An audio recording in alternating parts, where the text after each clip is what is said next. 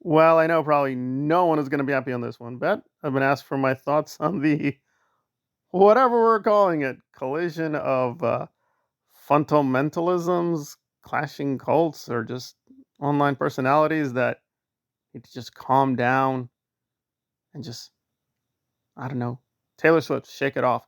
All right, so let me just do the shilling. Please give some of the other channels a chance if you can. Please consider supporting this channel through channel memberships. I'm going to try to update some perks, so look out for that. And just thank you for listening. So, what is occurring? Well, it's big trouble in Little LA, as Streets LA, longtime activist, well, for a couple years. And to give William a lot of respect, he has caught the police doing a lot of corrupt things. So, just in terms of information, he has done some valuable work. But even with his quote cop activism, it's not as pure as people think. Apparently, Streets was inspired by some people disrespecting the death of his son, which is legit, although, and we'll just have to get to the punchline early. Streets' family is, including himself, by the way, well, they're a bunch of criminals. There is no nice way of putting it. And no, that is not slander. I don't even have to do YouTube alleged. These are facts. He was caught red handed dealing drugs back in the day. And more recently, his son was caught dealing drugs in New York. And this is where it gets really insane.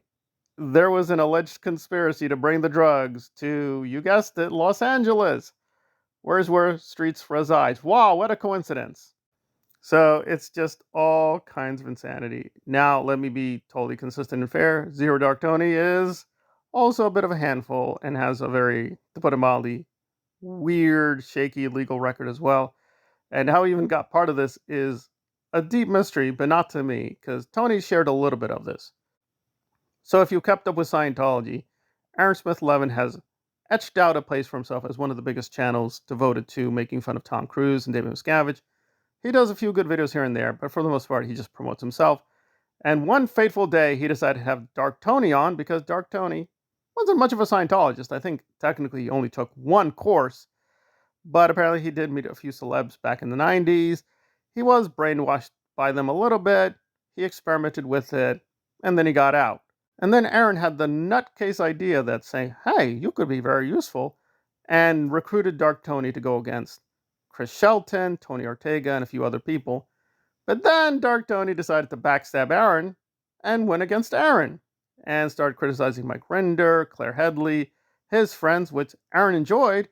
But then Aaron's own crimes and his scandals were being exposed, and Aaron panicked and called him an OSA agent, which he is not. I think if anything's one sure thing in this universe, Dark Tony ain't OSA. Or if he is, wow, OSA has declined by a whole lot.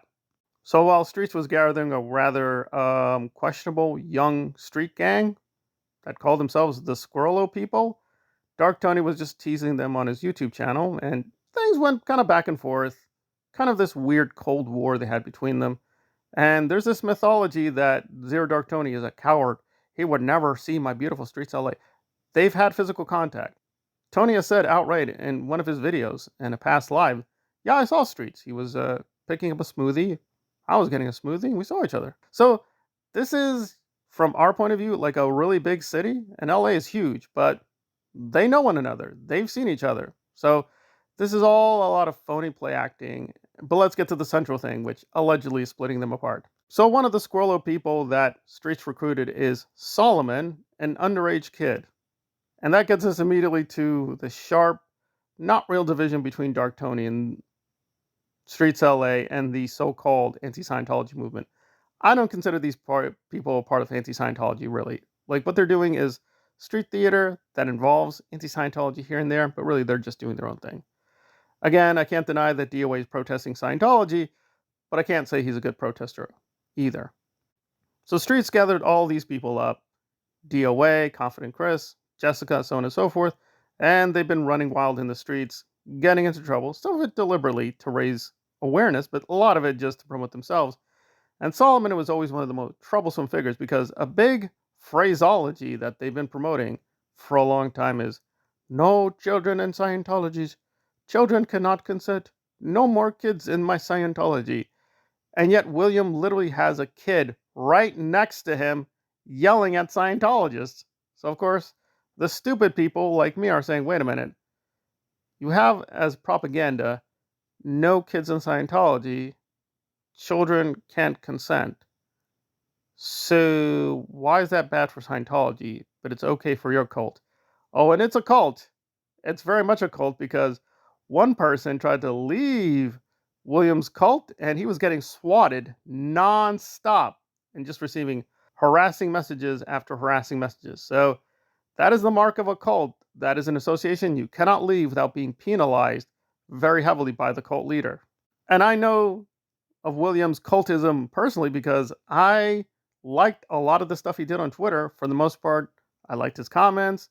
I gave him compliments, but then asked him a few sharp questions, and I was immediately blocked. Well, that's very curious for an anti-cult movement to be very cultish. So listen, we all know Zero Dark Tony is being very, very cynical. He doesn't care about Solomon. He doesn't care about streets. He doesn't care about Scientology. He's just using these people to promote himself, make some money on YouTube. That is it. I am very mixed on him. Sometimes he gets some things right. He's very valuable. He's very informative. But a lot of his stuff is also just very cringe, especially his attempts at comedy. I think for the most part, he's just not very funny, but he insists on doing these weird, funny voices. I've done some funny voices too, but I try to keep it short and then move on.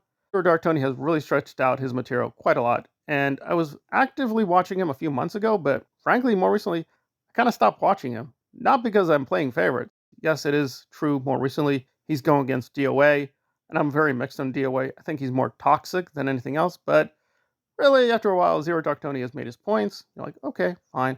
So unless he has like a big revelation, you're like, okay, I'll tune in to next time.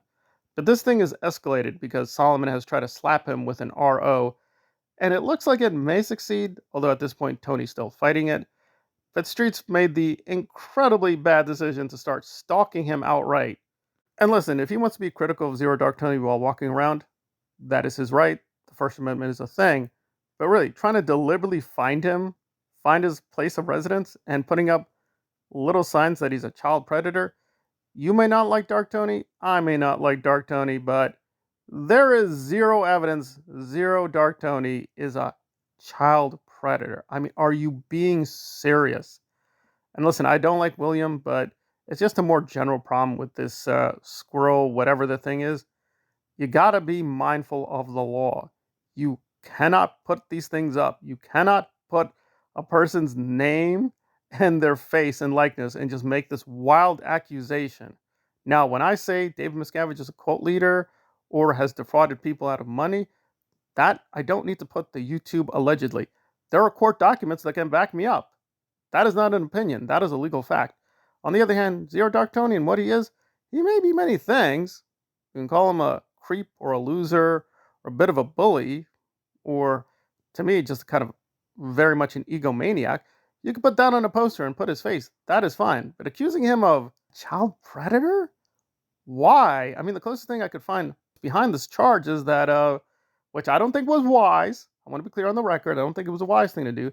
But basically, he insinuated he would do certain actions with Solomon's mother of a certain romantic variety. I've got to keep it very vague for YouTube because apparently they're getting very uppity about the content being too spicy. I think I've been trying to really avoid any graphic description, but yes, Zero Dark Tony went into some detail how allegedly he and Solomon's mother might have a romantic entanglement. And that got Solomon all distressed, saying, "You talking about my mama? You talking about my mama?" This is the clown show beginning to end. There's really not much to see here, but not gonna lie, they are offering me up a lot of free content, and it is just ridiculous. So we have ex drug dealer, but friends to current drug dealer. Okay, we got that guy. And we got Zero Dark Tony, who gets his jollies are ridiculing. And let's be clear, Solomon is not this innocent young little baby. He's not. He's just a really screwed up, frankly, really dumb kid. And he's zipping around his scooter all over LA, committing crimes on camera. That's how dumb he is. He's literally committing crimes on camera. And he's even making the Scientologists look good. There was one time that he got whiny about losing his backpack. The Scientology people had to find his backpack. Like, Jesus Christ, even their own propaganda is Terrible. All Scientology does is destroy children. Can you find my backpack? And then you stole my backpack. Where's my backpack? Where's my backpack? Kid, your backpack's right here. Oh, thank you, Mr. Scientology guy. Oh, no kids can consent. No more kids in Scientology. It's just loser clown show all the way through. But listen, I respect William. He has his hustle. You got to respect that. But really, try to charge Zero Dark Thirty with being oh, you're a Scientologist. I'll protect my Solomon. I'm protecting the children's. Listen, Streets does not care about children except as customers to pay him money. That's his concern with children. And I really respect Streets in many ways because when other people start screaming, ranting about these things, he just ignores them. He really doesn't care. He doesn't even really use the slogan. He's just like, yeah, whatever. Kids, yeah, Scientology bad. Oh, I'm gonna make fun of the white people, scream at them, and you're gonna give me money.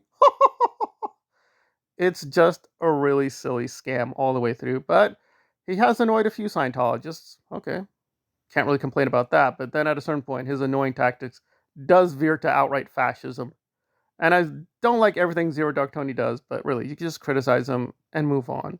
There are other people who have bigger beefs with Tony. I can at least understand their anger, but why William is pretending to be angry, I don't know. I guess he's just bored. He got bored this weekend. His good girls have not been good enough to him, so I guess he feels a little anxious and needs to work out the anger, I guess. But really, what's the cause here? No more Solomons and the can't consent of the Arentology. It's just all getting mushed up and messy and silly and stupid. But I will continue commenting on it and kind of plague on both houses and laughing at the whole post-apocalyptic moment that we're in with Streets LA and his merry band of children, I guess.